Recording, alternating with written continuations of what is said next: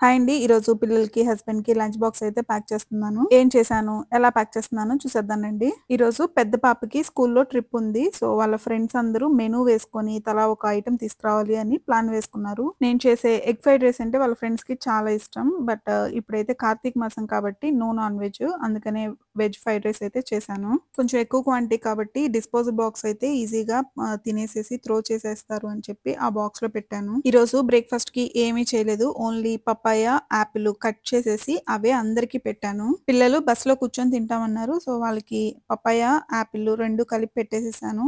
ఈ మిగిలిన ఫ్రూట్స్ హస్బెండ్‌కి పెట్టి ఫ్రెండ్స్‌తో ట్రిప్ అంటే కంపల్సరీ జంక్ ఉండాలి కాబట్టి మా పెద్ద పాప చిప్స్ ప్యాకెట్స్ తెచ్చుకుంది. ఇంకా చాక్లెట్స్ ఏవో తెచ్చుకుంది. ఆల్రెడీ ప్యాక్ చేసేసుకుంది. లాస్ట్ టైమ్ ఎప్పుడో ట్రిప్‌కి వెళ్ళినప్పుడు ఇలా ప్యాకెట్స్, లేస్ ప్యాకెట్స్ అవి తెచ్చుకుంది. మళ్ళీ ఇప్పుడు తెచ్చుకుందండి. గ్యాప్ వచ్చింది కాబట్టి నాకు ఓకే. పిల్లలు వెళ్ళిపోయిన తర్వాత పూజా రూమ్ క్లీన్ చేసేసుకొని ఇక పూజ కూడా ఫినిష్ చేసేసుకున్నాను.